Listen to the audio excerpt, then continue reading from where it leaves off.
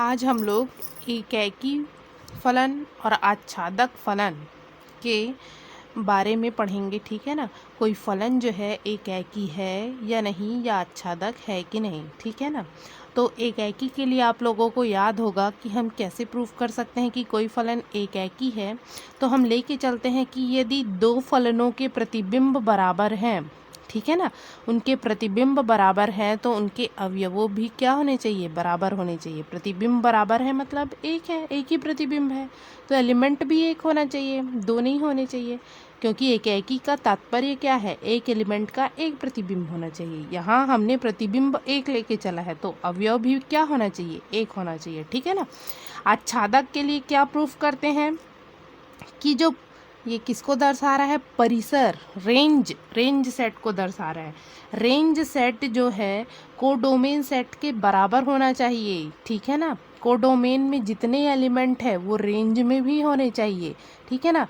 अर्थात कोई भी एलिमेंट जो है छूटना नहीं चाहिए, सभी के सभी प्रतिबिंब होने चाहिए, ठीक है ना। ये हम लोग पढ़ चुके हैं आच्छादक फंक्शन में, तो इसका हम यूज़ करेंगे आगे जब हमको फलन को एकेकी और आच्छादक प्रूफ करना रहेगा, ठीक है ना। तो इसमें मैंने 3 क्वेश्चन लिए हैं, ठीक है ना, तीनों को देखेंगे। पहला क्वेश्चन देखते हैं, f ऑफ x बराबर एक्स स्क्वायर द्वारा प्रदत्त f is such that n tends to n function है, फलन है, ठीक है ना। तो दिया है, सबसे पहले लिख लेते हैं हम। दिया गया फलन f is such that n tends to n f of x बराबर एक्स स्क्वायर, यही दिया गया है। फॉर एवरी, हर एक, प्रत्येक, x किस में बिलोंग करेगा जी, n में ही बिलोंग करेगा, ठीक है ना। फलन का डोमेन प्राकृत संख्या है तथा कोडोमेन भी प्राकृत संख्या है। यहाँ से स्पष्ट है, देखो फंक्शन कहाँ से कहाँ जा रहा है, प्राकृत संख्या से प्राकृत संख्या में। n मतलब नेचुरल नंबर ना, ये आप लोग ध्यान रखेंगे। तो यहाँ देखो डोमेन भी प्राकृत संख्या है, कोडोमेन भी प्राकृत संख्या है, उसी को हमने लिख लिया है। अब डोमेन को मैंने किससे दर्शा दिया, दोनों n n है तो एक जैसे दिख रहे हैं, इसलिए मैंने डोमेन सेट को a से दर्शा दिया और कोडोमेन को b से दर्शा दी। इसमें कहाँ से एलिमेंट शुरू होंगे, नेचुरल नंबर में 1 से स्टार्ट होते हैं, सभी को पता है, एंड सो ऑन इनफाइनाइट तक। कोडोमेन में भी 1 है नेचुरल नंबर, इनफाइनाइट तक, ठीक है। तो इस प्रकार हमने कोडोमेन और डोमेन सेट लेके दर्शा दिए, ठीक है। अब हमको प्रूफ करना है कि फंक्शन एकेकी है कि नहीं। तो एकेकी के लिए सबसे पहले देखते हैं हम तो हम क्या लेके चलते हैं, दो अवयव लेके चलते हैं। माना x1 x2 belongs to n या डोमेन सेट से, ठीक है ना, डोमेन से एलिमेंट लेके चलना है। ए डोमेन को दर्शा रहा है ना पहले सेट से, ठीक है। इस प्रकार है कि ये दोनों अवयव इस प्रकार हैं कि दोनों के प्रतिबिंब हम लेके चल रहे हैं कि बराबर हैं। हम क्या लेके चल रहे हैं, डोमेन सेट से दो एलिमेंट लेके चल रहे हैं और उनके प्रतिबिंब इस प्रकार से हमको मिल रहे हैं, ठीक है ना, ऐसा समझ लो। x1 और x2 दोनों के प्रतिबिंब x1 और x2, f of x2 function है f, ठीक है। हम इन दोनों को बराबर लेके चल रहे हैं, तो हमको प्रूफ करना है कि ये दोनों भी बराबर होंगे। तो देखते हैं आता है कि नहीं, ठीक है। f ऑफ x1 बराबर f ऑफ x2। अब फंक्शन की हमारे पास परिभाषा क्या है, f ऑफ x बराबर एक्स स्क्वायर है, ठीक है। तो ये क्या बन जाएगा, x1 का स्क्वायर, ये क्या बन जाएगा, x2 का स्क्वायर होगा। दोनों पक्षों का वर्गमूल लेंगे तो दोनों पक्षों का वर्गमूल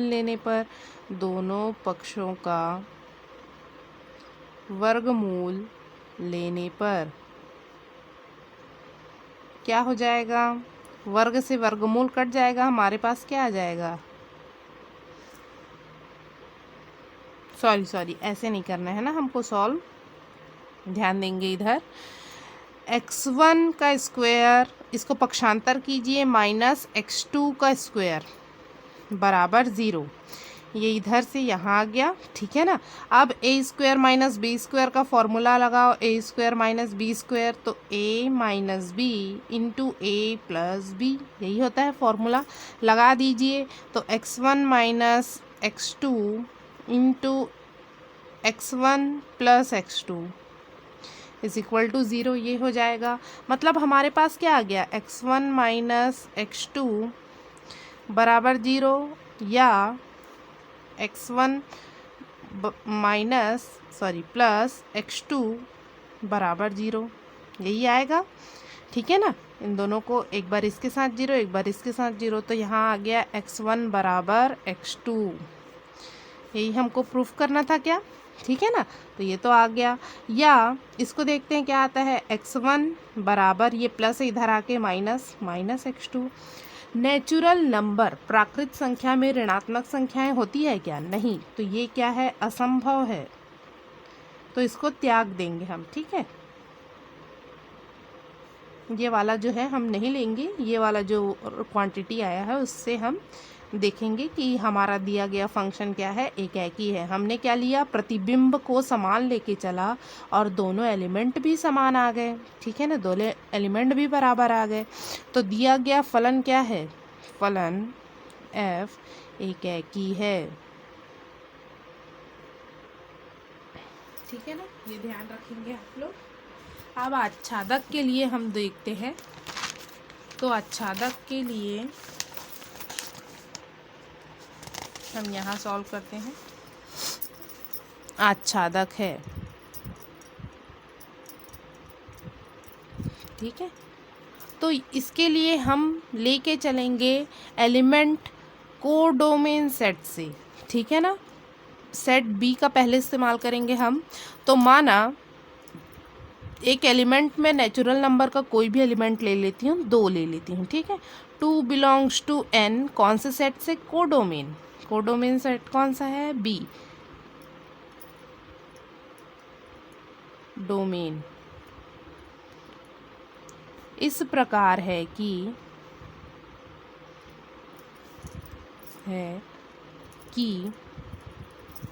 अब हमारे पास परिभाषा क्या है, f ऑफ x बराबर x स्क्वायर होता है, ठीक है ना। ये f, जब फलन की परिभाषा पढ़े थे हम, तो f ऑफ x बराबर क्या लिखते थे, y बराबर f ऑफ x लिखते थे। तो मैं यहाँ y बराबर f ऑफ x लिख रही हूँ, y बराबर f ऑफ x है, y बराबर f ऑफ x बराबर मैंने क्या लिख लिया, y लिख लिया, और x square as it is रहेगा, ठीक है ना। अब y किसको दर्शाता है, कोडोमेन एलिमेंट को। दूसरे इस प्रकार से होता है ना, 2 सेट लेते थे x और y, x का प्रतिबिंब y बनता था, ठीक है ना, या y को हम क्या लिखते थे जी, f ऑफ x लिखते थे। तो ये कोडोमेन सेट का एलिमेंट है, ये पहला डोमेन, दूसरा कोडोमेन सेट होता है।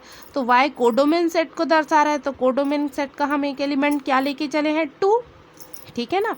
तो 2 is equal to x square हो जाएगा, होगा ये। अब देखिए ये वर्ग को पक्षांतर करेंगे तो वो वर्गमूल में चेंज हो जाता है, तो ये इधर आके वर्गमूल में हो गया, तो x बराबर क्या आ गया, वर्गमूल 2। तो x किसका एलिमेंट है, पहले सेट का, पहले सेट मतलब डोमेन सेट का। डोमेन सेट क्या है, नेचुरल नंबर है।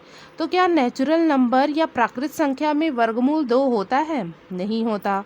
तो यहाँ हम लोग लिखेंगे कि x is equal to √2 does not belongs to n, ठीक है ना, क्योंकि प्राकृत संख्या में वर्गमूल 2 नहीं होता, या डोमेन में वर्गमूल 2 नहीं है, ठीक है ना।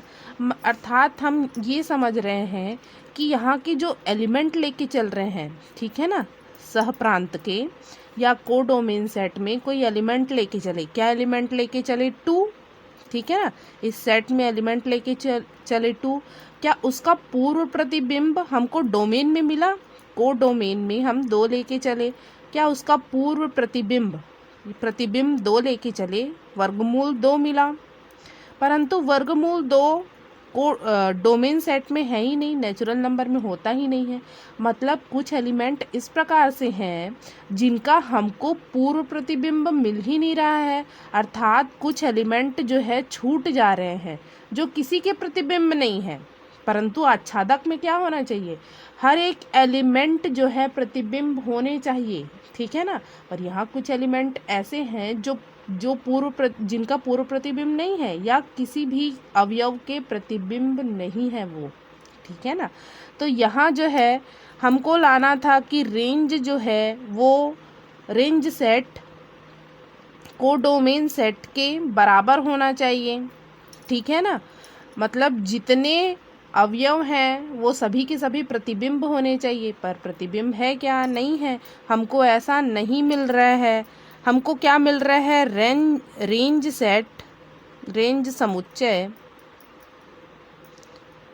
सबसेट आ रहा है किसका, कोडोमेन सेट का। कुछ एलिमेंट छूट जा रहे हैं, उसके बराबर नहीं हो पा रहा है ये, ठीक है ना। तो ये आच्छादक होगा क्या, आच्छादक के लिए दोनों बराबर होने चाहिए, ठीक है ना। ये हम लोग देख चुके हैं परिभाषा में।